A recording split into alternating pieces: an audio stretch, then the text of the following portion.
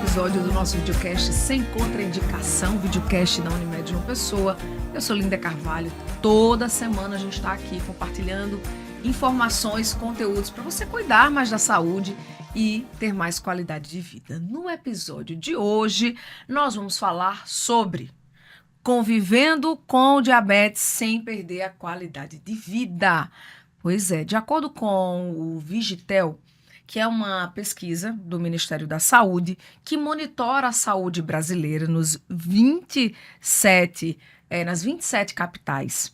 A frequência do diagnóstico médico de diabetes mellitus foi de 10,2%, isso em 2023. Agora um detalhe, as mulheres são mais afetadas do que os homens. Pois é, o que tem levado a esse alto número de mulheres com diabetes é o aumento do peso da população em geral. E aí, no episódio de hoje, a gente vai responder alguns questionamentos. Por exemplo, quais são os tipos de diabetes, né? Qual o tipo mais comum? Será que tem como evitar a doença? Como o nosso estilo de vida, né, contribui para a incidência da doença? É possível ter qualidade de vida convivendo com a doença?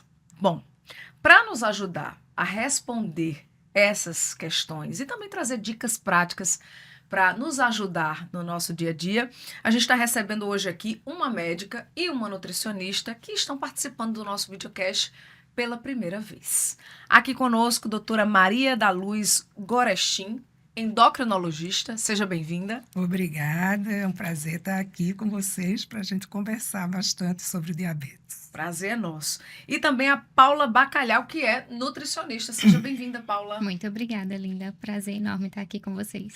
E aí, só dando aquele recadinho básico aqui no videocast sobre os canais onde você encontra o nosso conteúdo, né? Aqui no YouTube da Unimed João Pessoa, também no Spotify, e estamos no portal da Unimed, onde lá a gente tem uma página exclusiva para o nosso videocast, tá? unimedjp.com.br/sem contraindicação. Além disso, também estamos no perfil da Unimed no Instagram, @Unimed João Pessoa, tá certo?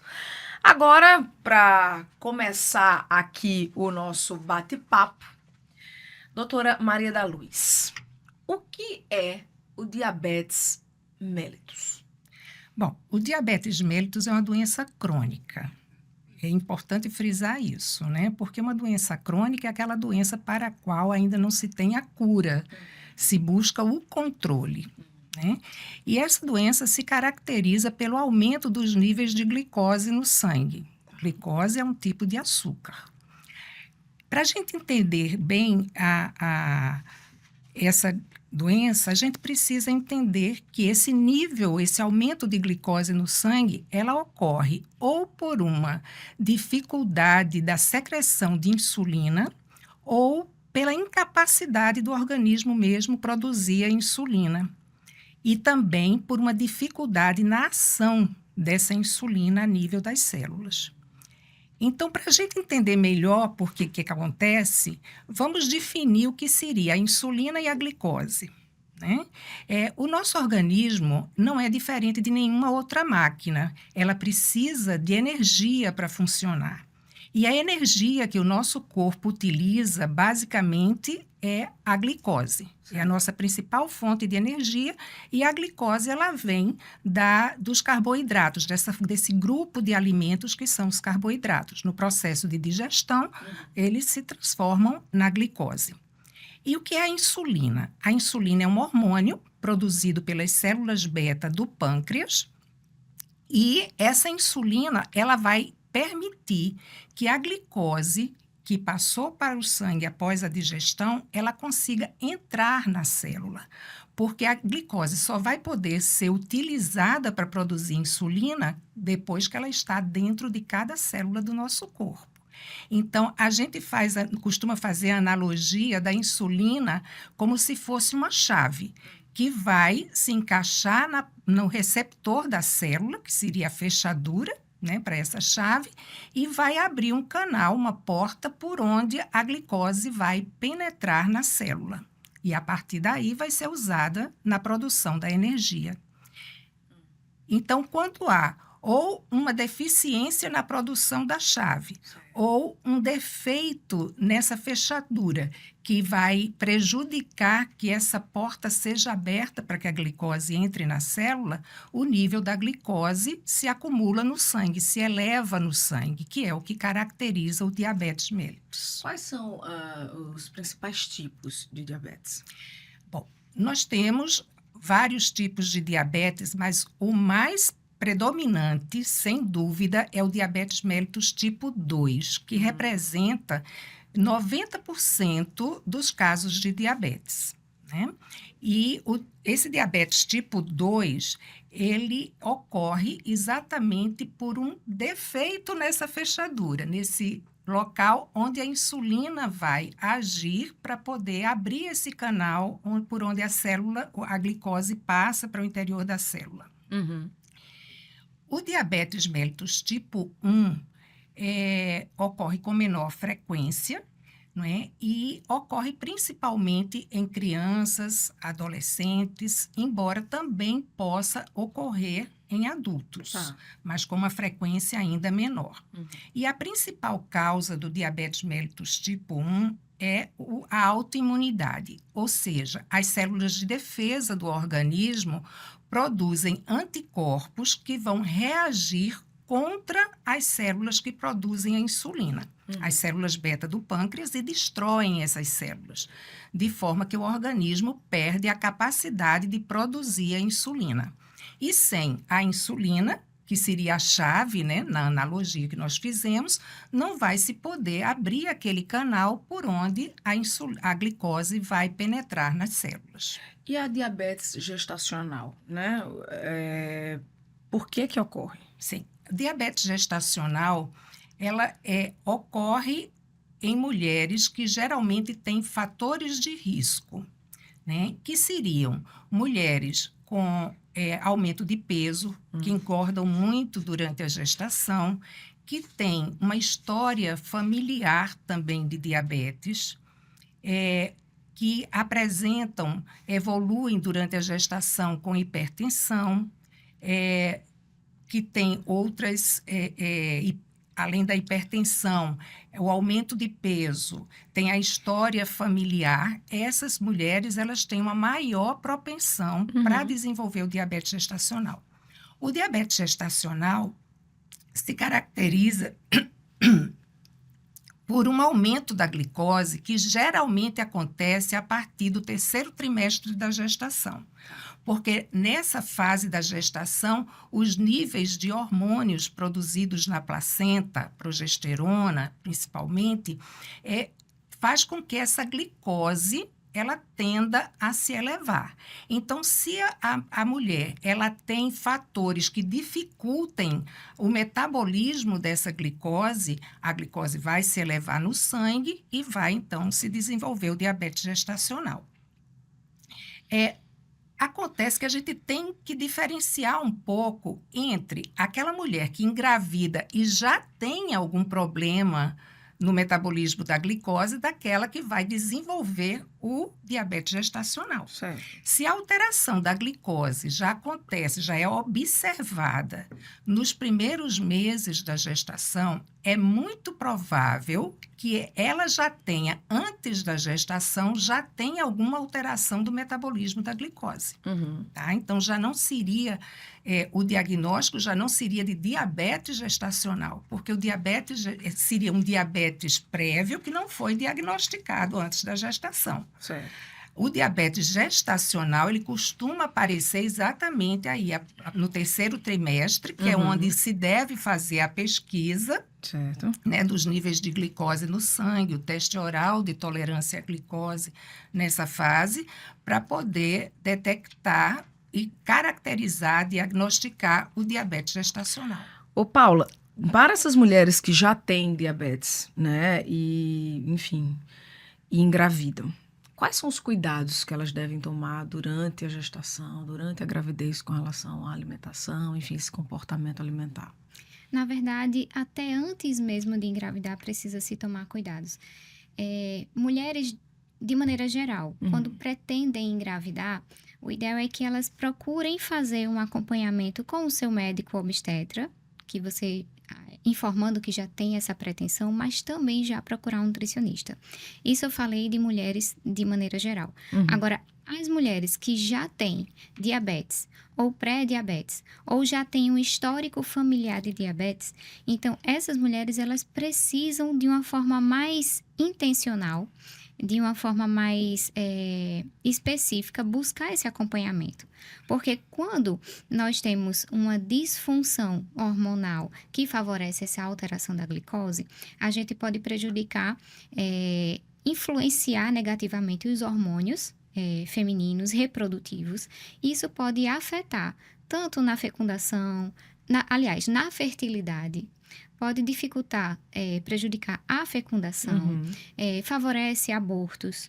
Então, se não tiver um cuidado prévio, as chances de desenvolver outras situações, como inclusive a hipertensão na gestação, são mais fáceis. Então, cuidados com a alimentação é fundamental. A alimentação implica diretamente na doença do diabetes, né?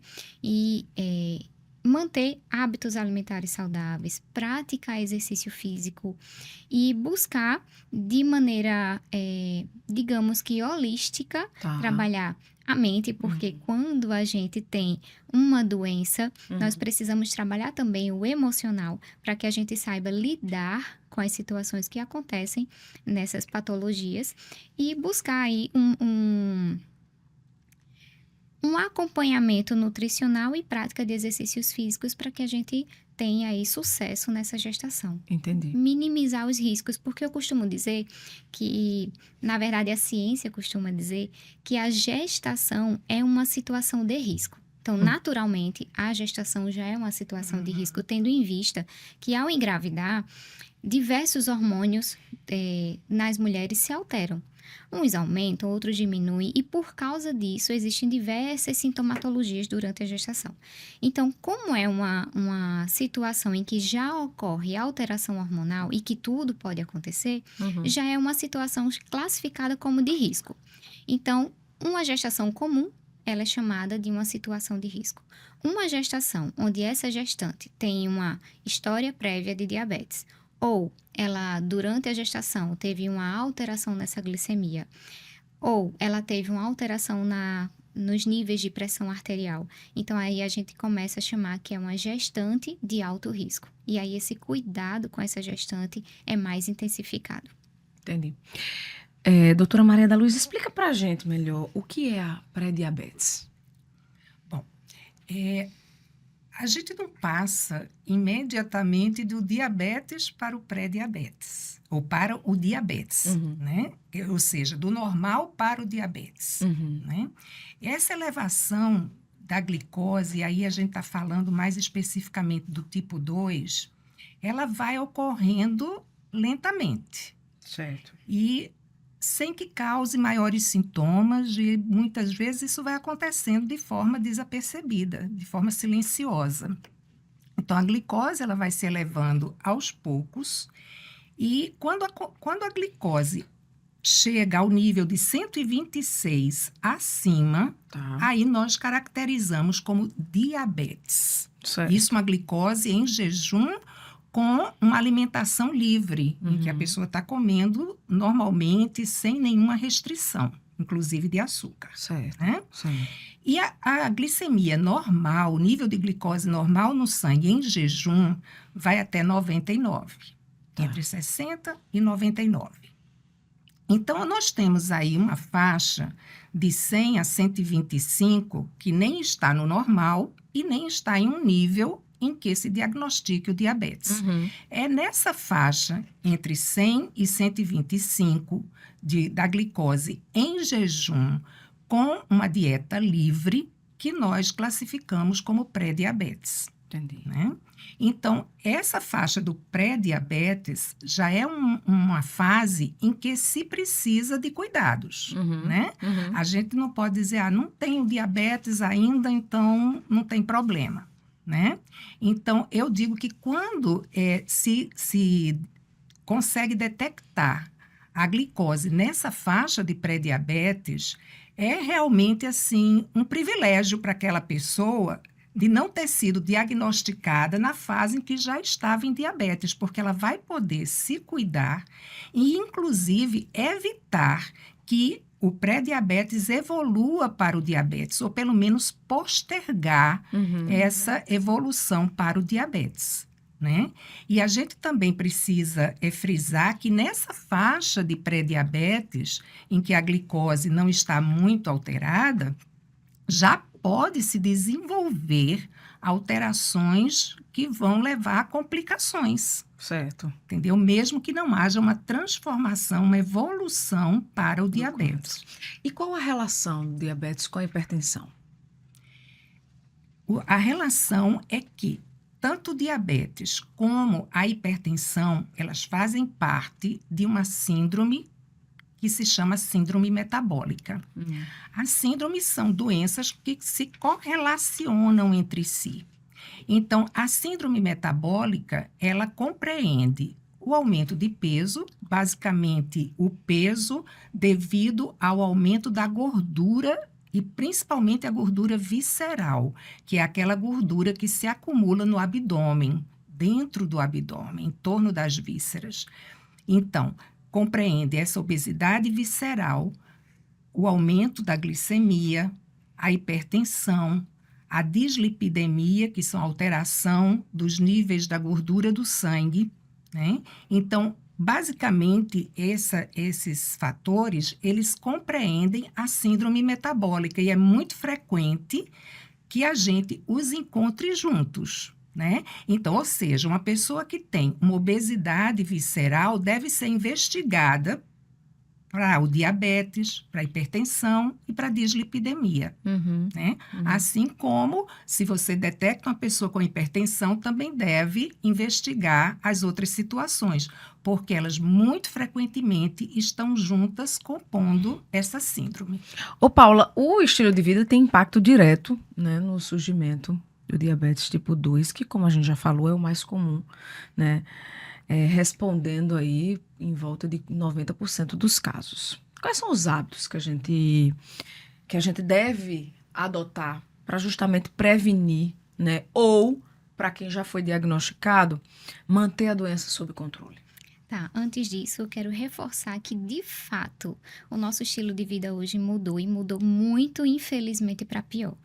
Então, diante da nossa rotina atual, onde muitas pessoas trabalham de manhã, de tarde, muitas vezes tem o terceiro turno, seja estudando, fazendo um curso novo, seja uma segunda opção de trabalho, nós temos vivido dias tão corridos que a maioria das pessoas estão buscando opções fáceis. E aí é onde mora o perigo. Porque as opções fáceis são principalmente os alimentos ultraprocessados, que são aqueles produtos que tem alimentos na sua composição, alguns reconhecem como alimento apenas o açúcar, tá? E para complementar, para fazer aquele produto, tem inúmeros aditivos químicos, como conservantes, aromatizantes, acidulantes, edulcorantes, etc. E o que acontece é que todas essas substâncias, elas causam inúmeros danos, inclusive o próprio conceito de aditivos químicos alimentares pela Anvisa diz assim, que são produtos adicionados intencionalmente aos alimentos sem o objetivo de nutrir. O objetivo é alterar as suas características física, biológica, principalmente as características sensoriais, para nos atrair, né? Desde a sua preparação, até o armazenamento, até o transporte, enfim.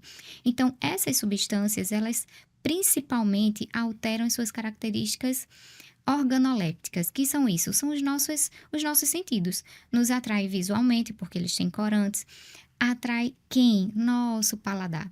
Então, as nossas papilas gustativas, que são aquelas estruturas que nós temos na língua, são estruturas sensoriais. Elas acabam, digamos que, se viciando nesses alimentos. Estou usando essa palavra de uma maneira genérica, tá? Mas acaba que as nossas papilas gustativas, essas estruturas sensoriais, se adaptam muito facilmente a essas substâncias e aí a gente começa a sentir falta e desejar aqueles alimentos. Por isso que aquela tanta tentação de doce. E o que a gente mais tem hoje no mercado são opções práticas, alimentos ultraprocessados. Então, massas prontas, não só massas, mas carne mecanicamente separada, como em formas de hambúrgueres, em formas de empanados. Nada disso é saudável. E aí, na rotina agitada, frenética, que hoje nós estamos vivenciando, as pessoas têm o hábito de pegar aquilo que é mais fácil para se alimentar. Aí é onde está morando o perigo. E aí eu vou te responder o que você me perguntou. Como que a gente faz para a gente evitar, né, o acometimento dessas doenças, prevenir? Então, a gente precisa de duas coisas extremamente importantes. Primeiro, planejamento. Segundo, organização. Eu preciso planejar como vai ser meu dia. Eu preciso planejar como vai ser a minha semana. Eu preciso planejar como vão ser as minhas refeições. E para isso eu vou me organizar. Eu vou fazer uma lista de feira. Eu vou selecionar os alimentos que eu preciso para produzir as minhas refeições. Eu vou tirar um dia na semana, um turno na semana para produzir as minhas refeições para 2, 3, 4, 5 dias, para facilitar o meu dia a dia e eu estar levando aquele alimento para o trabalho. Porque se a gente pensar, se a gente lembrar do passado e assim, a nossa geração teve esse privilégio, quando eu era criança, a gente tinha o privilégio de ver os pais almoçando em casa. As pessoas iam para o trabalho, mas voltavam para almoçar em casa, né? As pessoas iam para o trabalho e quando voltavam faziam o jantar junto também. Hoje em dia, muitas pessoas nem o café da manhã tomam mais em casa, né? Então, apronta tudo e leva tudo para o trabalho. Quando você não se organizou, quando você não fez um planejamento, você de repente disse, o que eu vou tomar café da manhã? Então, eu vou numa lanchonete. Então, eu passo, no almoço, eu peço um iFood. Né? O jantar, eu chego em casa muito cansado. E aí, vai o que tiver na frente, vai o que for mais rápido. E aí, infelizmente, todos esses comportamentos estão prejudicando a nossa saúde. E prejudica não apenas a nossa saúde física, mas a saúde mental também. Porque quando nós não temos uma alimentação saudável, a gente favorece alteração hormonal, a gente favorece inflamação intestinal. A inflamação intestinal desregula a produção de substâncias como o GLP-1, que é extremamente necessário para o controle da glicemia. Altera a produção de neurotransmissores e aí aumenta a ansiedade. Tem pessoas que dizem assim, eu como muito porque eu sou ansioso. Eu passo o dia inteiro sem fome, mas quando eu chego em casa a fome bate e o desejo é por doce. Então, são esses comportamentos que desregulam nosso metabolismo, que acaba nos colocando em um ciclo que se repete. Então, se você não tem tempo, você não se organiza, você não prepara suas refeições, você prejudica a sua saúde física, a sua saúde mental, e aí volta que eu não consigo me organizar, eu não consigo me planejar. E a gente precisa quebrar esse ciclo. É fácil? Não é. Não. Então, a gente precisa realmente parar, planejar, que é um processo, se organizar e mudar esses hábitos para a gente inserir, inclusive, a prática de exercícios físicos. Porque muitas vezes hoje a gente pergunta, né, para os nossos clientes, tem praticado algum exercício físico? Não, doutora, não tenho tempo. É muito frequente, né? Não é? Exatamente. E aí também essa questão, né, é o sistema de recompensa, né? Sim. Que age, o doce, ele tem essa questão de ativar o sistema de recompensa, né? Da pessoa sentir a satisfação.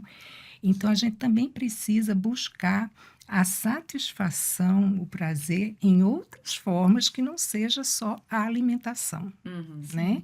E aprender a gostar daquilo que é saudável, né? Porque muitas pessoas, assim, olham para um legume, uma verdura e dizem assim, isso eu não gosto, mas nunca provou, né? E a gente educa o nosso paladar, né?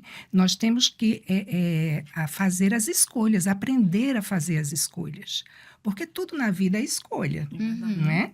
Então, a gente, tendo a informação, começa por aí. Tendo a informação, a gente já pode fazer uma escolha mais consciente. Sim. Né?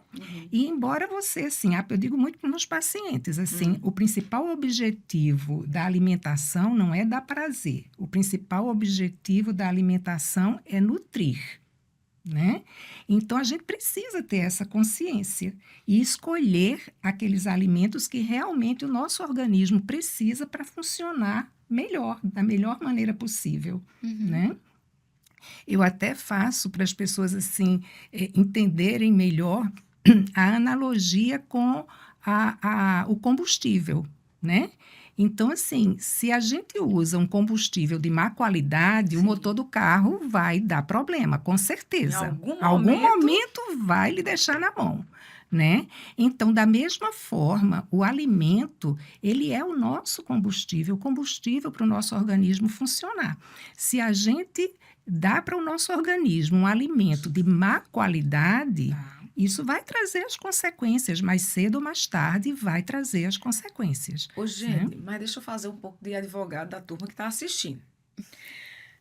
Entendo que essa fala de vocês é para que seja a regra, Sim, né? sim, para todos. Para todos. Porém, tem como dar também aquela escapulida. Uma vez na semana você comer algo que você gosta, comer o seu doce, comer a sua pizza, e que não e isso aí sim não seja a regra, mas seja a exceção. Como equilibrar isso? Como também não deixar de comer uma coisa ou outra ali na sua semana que você também gosta, que você também quer, né, partilhar. Tem como isso? Sim, é possível. Inclusive, a alimentação é algo social. Não sei vocês, mas sempre que a gente... Eu acredito que vocês Sim. também, né? Mas sempre que existe uma reunião de pessoas, sempre Sim. tem uma comida ali, Comida. né? Com Sempre certeza. se serve algo. Então, digamos que você não está esperando ninguém em casa, de repente chega uma visita, no mínimo, se oferece uma água. No mínimo, né? Porque o compartilhar da mesa é algo social. E quando a gente fala de mesa, a gente está falando de comida. Sim, é possível a gente ter prazer. É muito bom comer, gente. É muito bom comer, né? E como a doutora Maria da Luz falou, o objetivo principal dos alimentos é nutrir o nosso corpo, é fornecer o combustível para o nosso corpo funcionar. Mas também é uma fonte de prazer. Sim. Então, tem como a gente desfrutar de momentos. Tá. Se por um acaso você responde assim, você põe na sua cabeça, porque quando você ouve a palavra dieta, você já pensa em algo sofrimento, né? Punição, restrição, né? Então, meu aniversário, vamos lá em casa, vai ter um churrasco. Eu não vou porque eu tô de dieta. Como é ruim? Né? Como é ruim, você acaba se isolando. Então, dá para você desfrutar de momentos. Dica-chave para qualquer pessoa: antes de você sair de casa para uma confraternização, se alimenta. Antes até de fazer feira, antes de ir no mercado Sim. fazer feira, se alimenta. Então, antes de você sair de casa, você faz uma refeição saudável e aí você vai para o seu evento. Quando você chega nesse evento, vai ter inúmeras tentações. Concorda comigo? Sim. Mas se a gente está satisfeita, a gente vai comer um pouco de cada coisa sem exagerar, conscientemente, né? Se de repente a gente chega em um local, mas a gente está com muita fome, acaba que a gente perde o domínio próprio, o autocontrole. Acaba que aquela fome excessiva te faz comer só um pedaço, mas quando você viu, já comeu demais, entende? Então, de fato, é possível a gente fazer, inclusive, adaptações. Eu costumo dizer, estamos agora no período de Páscoa, né? Isso. Podemos fazer receitas adaptadas para que elas sejam mais saudáveis, para que elas tenham um nível menor de carboidratos simples. Os simples são aqueles que têm um menor teor de fibras e por causa disso aumenta o índice glicêmico, que é a velocidade de absorção dessa glicose no nosso sangue, né? Então, tem como a gente adaptar as receitas. Daqui a pouco a gente vai estar no período junino, que é a grande tentação, porque comidas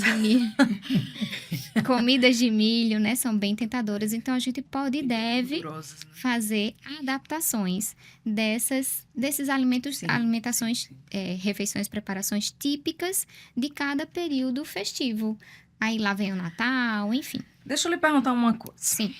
Ainda pegando só nesse gancho da alimentação, para passar para um outro ponto, a gente estava aqui tomando, antes de começar a gravação, tomando um cafezinho. E assim como café, o suco, enfim, outras bebidas que a gente acaba consumindo no dia a dia. Aí o que eu escuto muito é assim: quer cafezinho? Quero. quer com açúcar? Aí a pessoa diz, não tô consumindo açúcar. Traz um adoçante. Essa troca, né, às vezes é meio controverso porque a pessoa acha que tomando o adoçante não é tão prejudicial quanto o açúcar, mas aí às vezes acaba consumindo demais ou consumindo o tipo errado, enfim. Queria que você desse essa recomendação. Olha só, eu costumo falo isso bem frequentemente. Paracelso foi um médico do século XVI.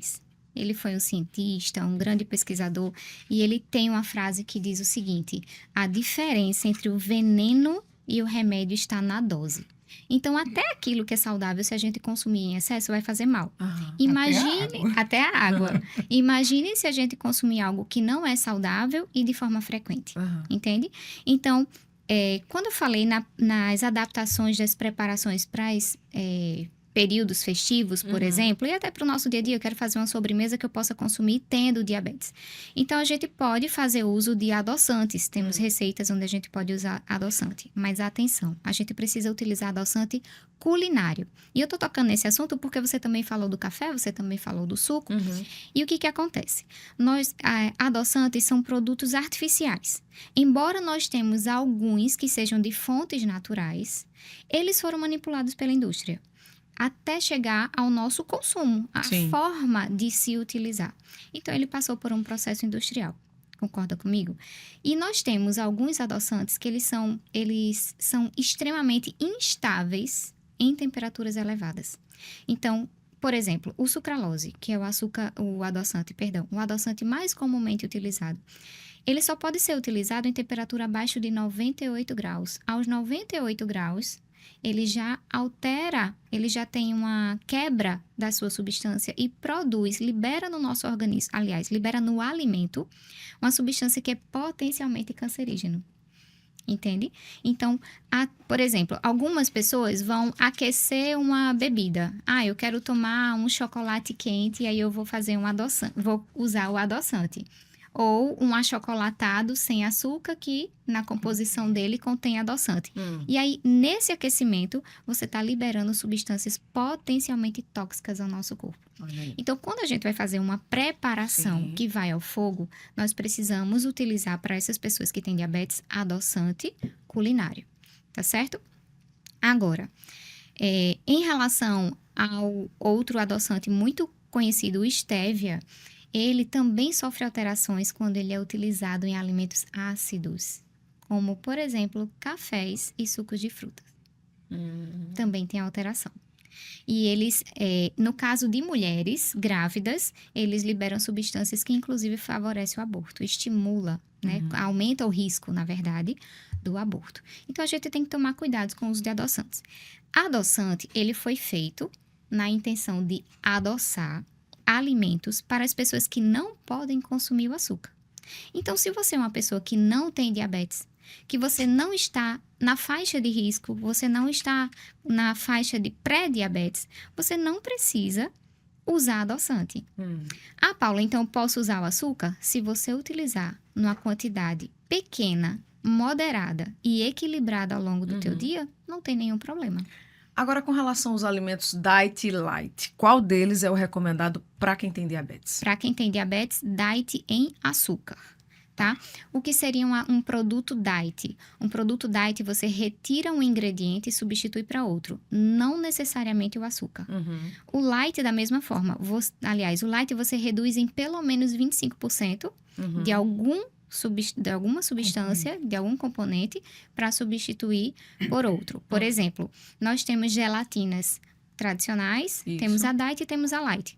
A gelatina tradicional, ela vai ter 100% o seu açúcar da sua composição, tá? A light, ele reduziu pelo menos 25% e complementou com adoçante. E a diet, eu retirei totalmente o açúcar e coloquei o adoçante. E temos hoje, inclusive, açúcar fit. Já ouviu falar em açúcar fit? Não.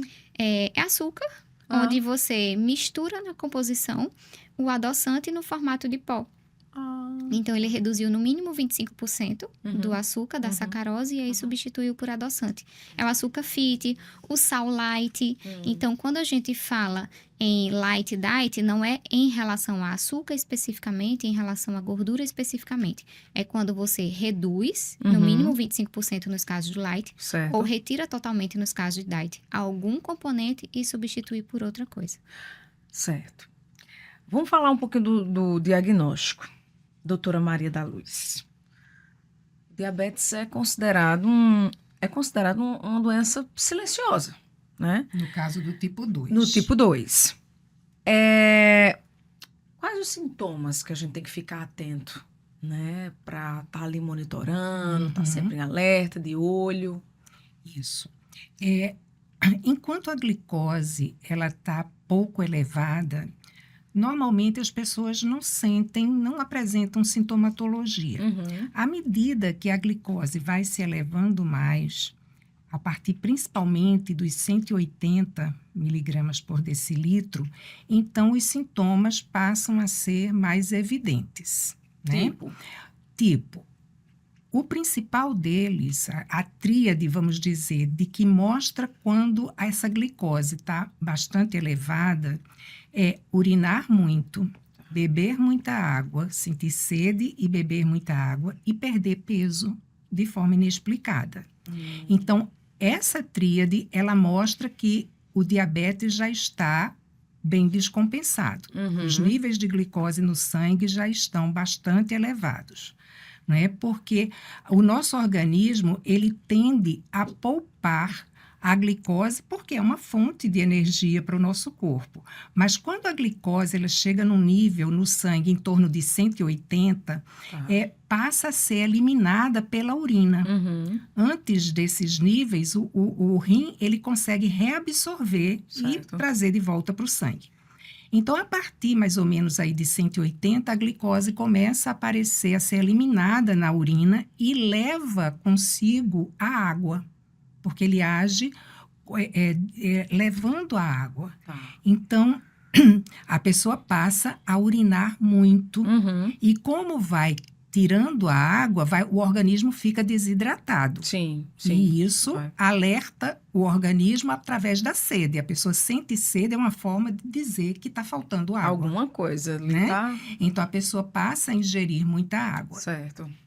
E como não está conseguindo utilizar a glicose de forma adequada, ou seja, a glicose está se elevando no sangue, por quê? Porque não está conseguindo entrar nas células para produzir energia, não é isso? Então, o organismo também passa a usar outro tipo de combustível, digamos assim, alternativo, que é a gordura. E isso faz com que a pessoa perca peso, mesmo se alimentando muito. Muito. Agora, deixa eu... com a suspeita ou com o aparecimento desses sintomas, qual o primeiro profissional que a gente deve procurar? É o endocrinologista? Sim, com certeza. Não é? Porque o endocrinologista, ele vai fazer o diagnóstico e iniciar o tratamento adequado. Quais são os exames para esse diagnóstico?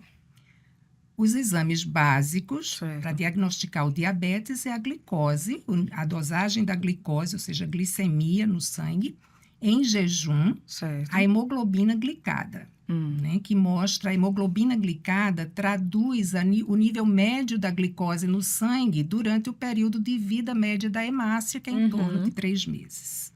Né? Então, com esses dois dados, a gente já consegue, ou só mesmo com a glicose em jejum, ou até uma glicose que não seja em jejum, a gente também consegue dar esse diagnóstico. Né? Então, uma glicose igual ou maior a 126, a gente, em jejum, com alimentação livre, é importante que a gente diga isso, porque isso é para o paciente que não tem ainda o diagnóstico de diabetes, não é? E que está comendo de tudo, inclusive açúcar. Né?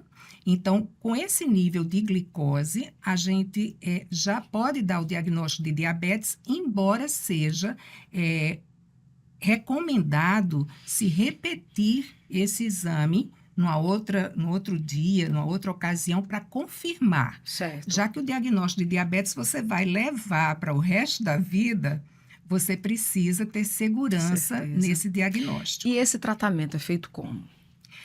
Antes da gente entrar no tratamento, voltando ainda à pergunta anterior, eu queria lhe dizer o seguinte, que quando os níveis de glicose não estão muito elevados e que ainda não causa aqueles sintomas da glicose muito elevada, foram aqueles que eu já comentei, a pessoa pode sentir uma visão um pouco borrada, uma certa indisposição, um formigamento, né? Parestesia nas extremidades, nas mãos, nos pés. Mas isso de uma forma muito sutil, que muitas vezes as pessoas nem se apercebem disso. Exatamente. Por isso que o diagnóstico do diabetes numa fase mais precoce, em que esses níveis de glicose estão pouco elevados, é difícil de fazer. E a pessoa precisa estar alerta aos fatores de risco para o diabetes. Então, aquelas pessoas que têm fatores de risco para o diabetes, elas já devem estar alerta de, periodicamente, procurar ver como é que está o seu nível da glicose no sangue.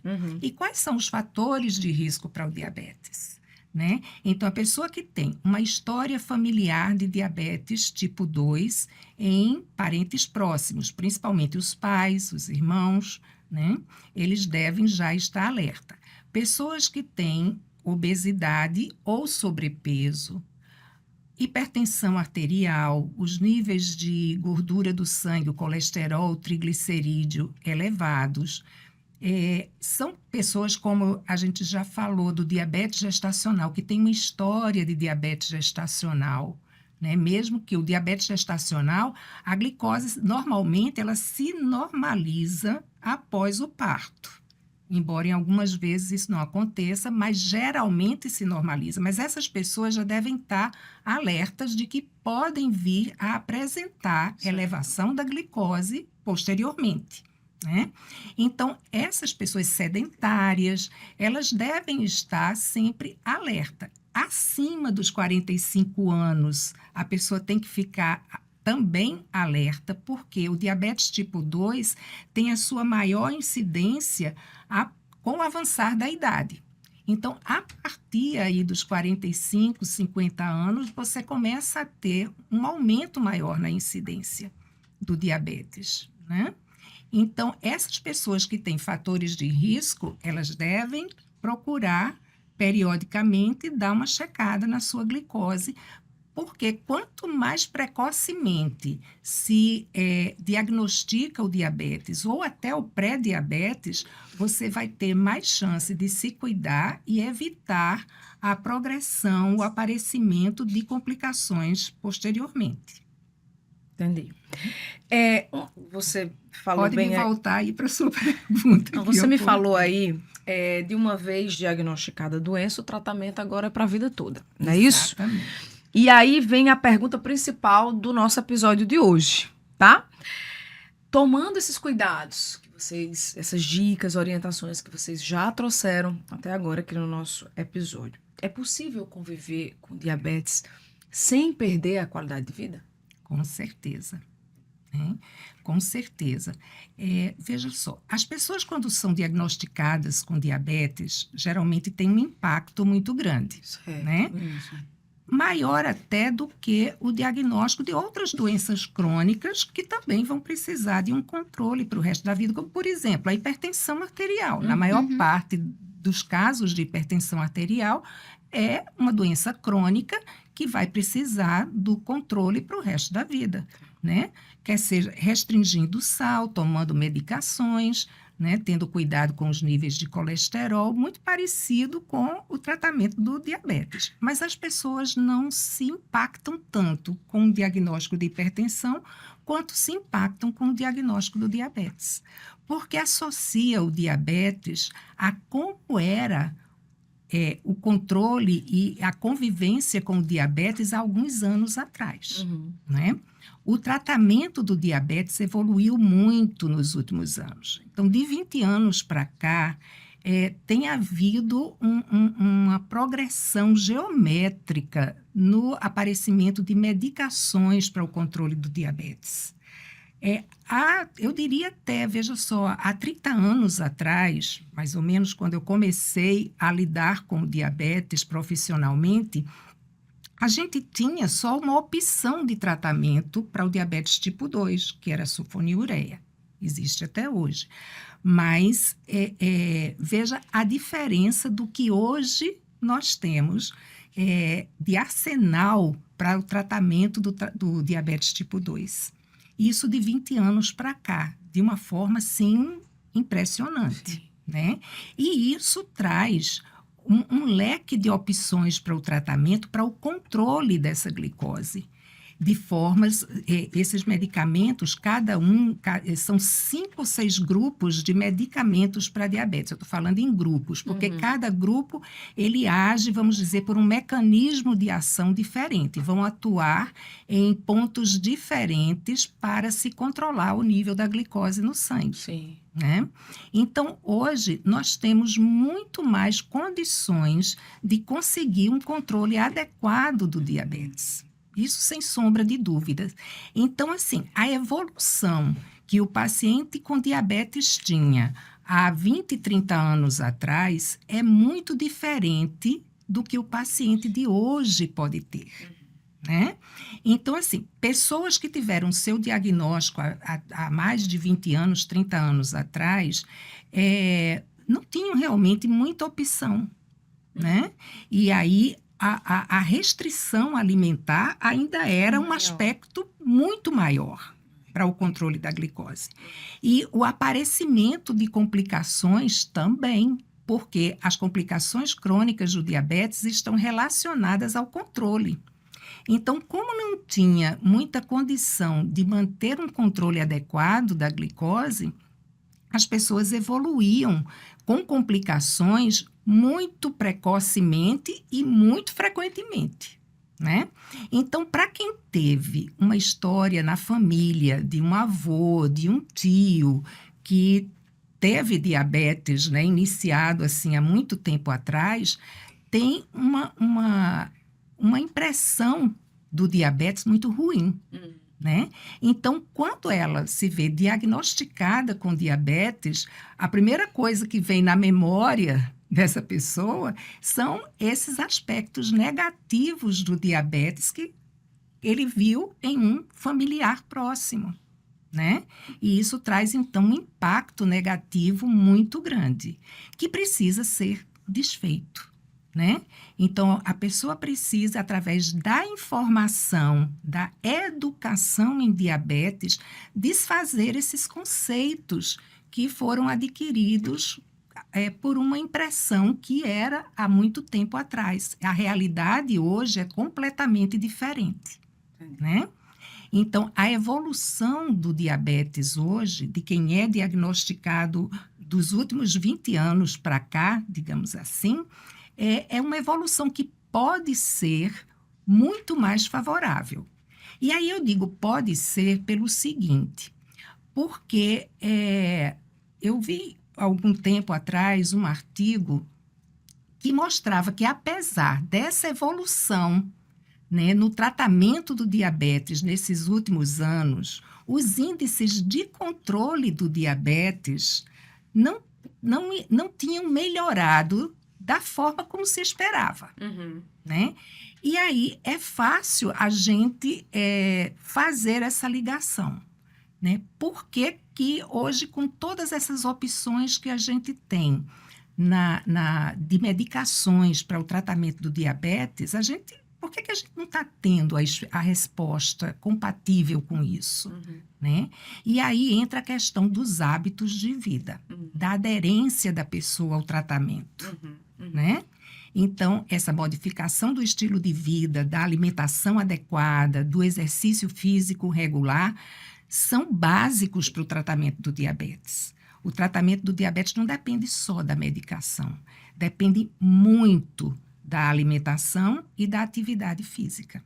Então, medicações que hoje estão sendo colocadas, né, à disposição das pessoas com diabetes, elas não vão alcançar todo o seu potencial de ação, de efeito no controle do diabetes, se não tiver a alimentação adequada e a atividade física também junto. Falando em qualidade de vida, falando em atividades que nos ajudam, né, nessa rotina nossa, a gente vai entrar agora no quadro Mente Ativa, que é um quadro, você que nos acompanha há algum tempo já conhece, mas você que está chegando agora, talvez não saiba. A gente tem um quadro aqui no videocast, que é o Mente Ativa, onde a gente conhece, né, um pouco mais das nossas convidadas, mas também as atividades delas acabam servindo de inspiração para que você também tenha aí seu momento de autocuidado, seu momento de fazer algo que lhe traga bem-estar, que lhe traga mais qualidade de vida. Eu vou começar aqui pela Paula, porque a gente descobriu que Paula gosta muito de praticar atividades físicas, e não é qualquer atividade, tá? É o CrossFit. É isso, Paula? Eu fui picada pelo Foi bichinho picada. do CrossFit. E aí, como é que surgiu esse interesse pelo CrossFit? Na verdade, eu sempre pratiquei musculação. Tá. Não tive uma prática constante Uhum. de exercícios físicos ao longo da vida. Tive chikungunya, então cheguei a passar... Eu tive chikungunya quando surgiu a chikungunya aqui no Brasil. Então, assim, não tinha, assim, muito conhecimento da chikungunya. Então, o meu diagnóstico foi tardio. E aí, eu passei praticamente... Vou arredondar, mas de 3 a 5 anos em tratamento. Certo. Então, foi um período, assim, de muitas dores. Eu cheguei a fazer uma cirurgia na mão, porque eu perdi mobilidade de mão. E nesse período, eu passei muito tempo sem treinar, perdi muita massa magra. E aí, quando eu fui liberada para voltar a fazer exercício físico, parei de novo, porque eu descobri um problema congênito no quadril. E eu, como é congênito, eu já nasci com isso, mas só foi despertado... Eu conheço na essa aula pessoa, do cross. esse seu companheiro, eu conheço. Já Grande vi em amigo algum Girlan. lugar. Tá ali nos bastidores. Fizemos juntos CrossFit Sim, conta. por um bom tempo. Ah. E aí, quando eu descobri esse problema no quadril, foi justamente por esse longo tempo sem ter feito atividade física, em tratamento, perdi Sim. massa magra. E aí foi um novo processo de reabilitação, fisioterapia. Então, infelizmente, a minha prática de exercícios físicos não foi constante, Sim. mas eu amo. Entendi. E eu amava musculação, né? Amava musculação e fazia, treinava, gostava bastante.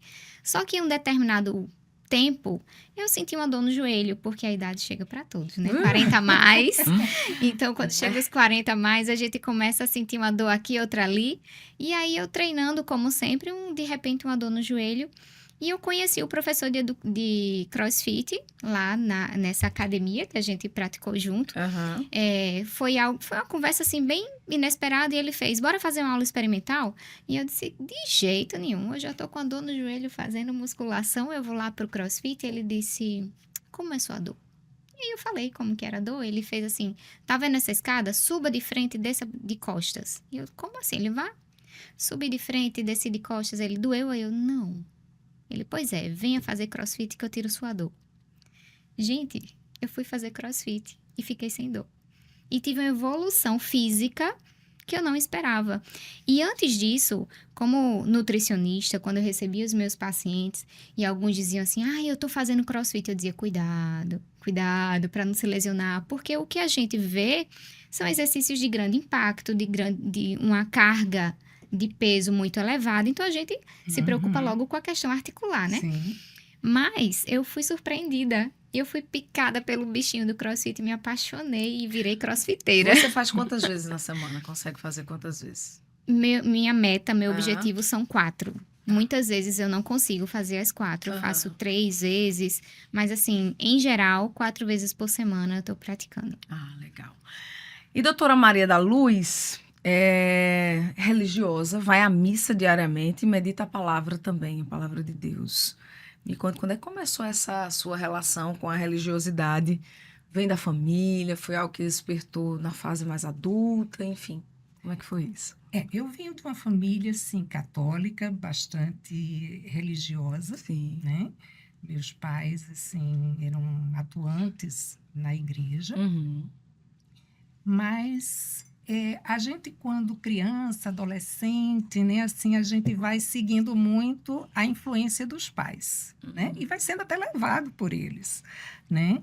Na vida adulta, aí você meio que você começa a se questionar, né? Se aquilo dali realmente é uma opção sua ou se Sim. veio só por influência da família, né? E eu passei por essa fase de questionamento, né? E cheguei assim até a me distanciar um pouco, né? Durante algum tempo. E depois que eu voltei, porque eu passei um tempo fora aqui de João Pessoa, onde meus pais moravam, e quando eu voltei, foi já por ocasião também de minha mãe já estar doente, né? Um problema cardíaco. E ela participava, ela meio que dirigia um grupo de estudo bíblico lá na casa dela, que costumava ser em locais, assim, cada vez na casa de alguém daquele grupo, mas diante do problema de saúde dela, passou a ser só lá na casa dela, né? E eu comecei a acompanhá-la ali, a estar sempre presente, né? E como aí sim eu passei a partir daí realmente a desenvolver, vamos dizer assim, a minha fé própria, né? A ser despertada realmente como uma fé própria. E aí, assim, eu fui me desenvolvendo. Eu sempre fui, assim, aquela pessoa que sempre gostou de meditar, né? Já desde pequena, adolescente, assim, eu sempre fui aquela pessoa mais introspectiva, de gostar de refletir, de prestar atenção, assim, nas coisas. E eu acho que isso me favoreceu também, Sim. né, a esse aspecto. E assim eu fui crescendo aí, né, nessa espiritualidade. E a partir então da pandemia, quando a gente assim passou a ter uma disponibilidade de tempo maior ali na pandemia, né? Então eu passei assistir missa pela televisão todos os dias, a me voltar mais assim para essa parte também da espiritualidade, meditar mais. E isso se tornou realmente, eu não diria um hábito, mas uma necessidade, Um porque estilo de vida. exatamente, porque para mim assim é prazeroso fazer isso. Eu não vou a uma missa todo dia por assim me forçando a isso. Eu vou porque isso para mim é gostoso. Começar a vida o dia se alimentando ali da palavra, né? Se entregando o dia da gente para Deus, para Ele nos ajudar na condução do nosso dia, né?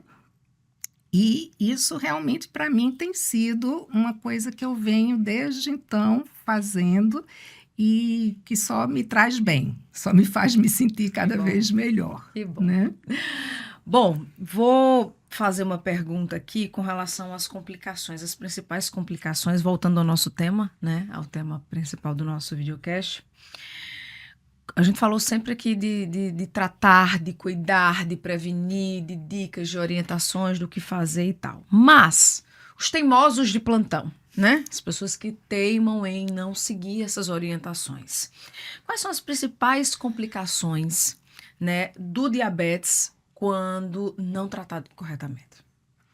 Pois é, aí são as famosas complicações crônicas do diabetes, né? Que realmente, veja só, um dia eu vi uma frase que falava assim, não é o diabetes que mata, são as complicações do diabetes mal cuidado, né? E é realmente isso, porque a pessoa que cuida bem do diabetes desde o início, essa pessoa vai ter uma qualidade de vida muito boa, não diferente de quem não tem diabetes, e muitas vezes até melhor do que quem não tem diabetes. Isso pode parecer até paradoxal, mas a pessoa que, desde o início do seu diagnóstico, faz uma alimentação adequada, que essa alimentação adequada traduzindo, é uma alimentação saudável, é aquela alimentação que todos nós Deveríamos ter. fazer, exatamente. Exatamente.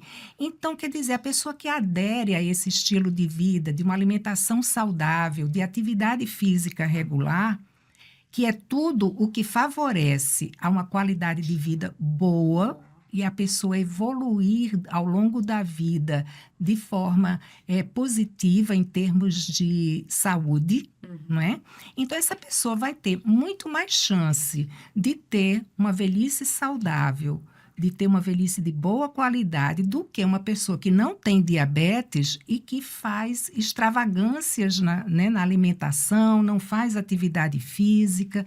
Então, essa questão, assim, é pontual, né? Assim, pontual não, é uma questão, assim, vital, né? Mas aqueles, infelizmente, ainda é uma grande maioria, né? Aqueles que não têm um controle adequado da doença acabam evoluindo com complicações. E quais são essas complicações? A mais frequente delas é a doença cardiovascular. E aí está incluído o infarto agudo do miocárdio, o AVC, que é o acidente vascular cerebral, principalmente o isquêmico, né? E a insuficiência arterial dos membros inferiores, porque há um processo de aterosclerose, que é a formação das placas de gordura nas artérias, e dependendo do local onde é acometido, se for artéria coronariana, a pessoa vai ter um infarto agudo do miocárdio. Se for uma artéria do cérebro, vai ter um AVC isquêmico. Se for uma artéria importante dos membros inferiores, vai evoluir com essa insuficiência arterial, e aí a gente tem aquelas lesões de perna que demoram séculos para cicatrizar, e às vezes assim nem cicatrizam adequadamente e até podem evoluir para a necessidade de uma amputação, né? Então, essa é a principal complicação do diabetes tipo 2, a mais frequente, né? E que traz mais impacto em relação à morbimortalidade. A neuropatia diabética, que é o comprometimento dos nervos pelo diabetes, descompensado. Sempre que eu falar pelo diabetes, leia-se descompensado. E aí, a neuropatia, ela pode ser autônoma, quer dizer, dos nervos que estão inervando os órgãos, né? O coração e outros órgãos. Então, o trato gastrointestinal costuma ser muito acometido pela neuropatia, né? Diminuindo o trânsito do alimento, lentificando o trânsito do alimento no trato gastrointestinal. E tem a neuropatia periférica, que é a mais frequente, que acomete os membros, principalmente as pernas. Então, é muito frequente a pessoa com o diabetes mal controlado ter o problema de dormências, de fisgadas, de dor crônica mesmo, principalmente nos membros inferiores, né? A retinopatia diabética, que é o comprometimento da retina, é a parte posterior do olho, onde se forma, né, a imagem. Então, a retinopatia diabética, ela pode evoluir até a perda da visão, a cegueira, né? E a nefropatia diabética, ou doença renal diabética, como é mais chamada hoje, que é o comprometimento do rim pelo diabetes. E aí, a doença renal diabética, ela se traduz em duas formas. Uma é a perda de proteína pela urina, que é a proteinúria, né? E a outra é a diminuição da capacidade do rim de filtrar o sangue, de tirar as impurezas do sangue. Então, aí é a insuficiência renal, que pode chegar até a diálise, a necessidade da diálise. Entendi. Né? Então, essas são as principais complicações. E a gente tem uma que, assim, as pessoas parece que temem mais, que é a questão do pé diabético, né? O pé diabético acontece pela combinação de duas complicações, a neuropatia e a vasculopatia, né? Então, você tem o comprometimento da inervação e o comprometimento da circulação, né? E que é exatamente onde tem a maior chance da pessoa precisar fazer uma amputação. Entendi. Para garantir, né, mais qualidade de vida aos beneficiários, a Unimed João Pessoa criou um programa que é o Melhor Cuidar. Esse programa ele é voltado para o acompanhamento, né, e o telemonitoramento dos beneficiários com alguma condição de saúde específica, e um dos públicos atendidos é exatamente dos clientes com diabetes. Esse programa segue o conceito de linhas de cuidado e o cliente não paga absolutamente para participar, né? Inclusive a Paula integra aqui esse grupo e eu queria saber um pouquinho sobre esse projeto, né? Quais são as linhas de cuidado que se tem lá? Pronto, hoje na Unimed João Pessoa nós temos de forma gratuita as linhas de cuidado para o diabetes, linhas de cuidado para pessoas com sobrepeso e obesidade, para idosos. Tá. E essas linhas de cuidado, nós temos um enfermeiro responsável por cada linha de cuidado, que é quem faz esse acompanhamento do paciente. A linha do cuidado vai ser justamente o acompanhamento da trajetória desse paciente. Muitas vezes, por busca ativa, esse paciente chega até nós por busca ativa, ou seja, temos o conhecimento de um determinado número de pessoas com diabetes descompensada ou já com situações agregadas ou doenças crônicas agregadas como a hipertensão arterial. E aí esse paciente ele é captado e ele é acompanhado por esse enfermeiro na sua trajetória. Como? Desde o processo de prevenção, dar suporte às suas necessidades. Se for observado uma necessidade de um acompanhamento nutricional, ele é direcionado para um nutricionista, ou para um psicólogo, ou para um endocrinologista, ou para uma outra especialidade que aquele paciente esteja necessitando naquele momento. Entendi. Então, o acompanhamento é feito pelo enfermeiro, que vai acompanhar desde a sua entrada no programa até a sua reabilitação.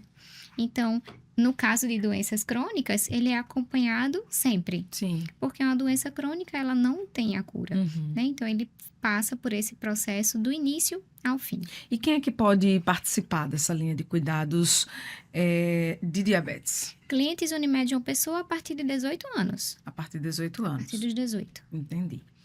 Minha gente, mais detalhes sobre esse projeto, sobre essa linha de cuidados e outras, né, também disponíveis para os beneficiários da Unimed João Pessoa, você acompanha na internet. É só acessar aqui o nosso portal, unimedjp.com.br. Você vai no menu principal, tá? Clica ali, em Viver Melhor. Levi vai clicar. Lá, programa Melhor Cuidar. Clica aí. Isso.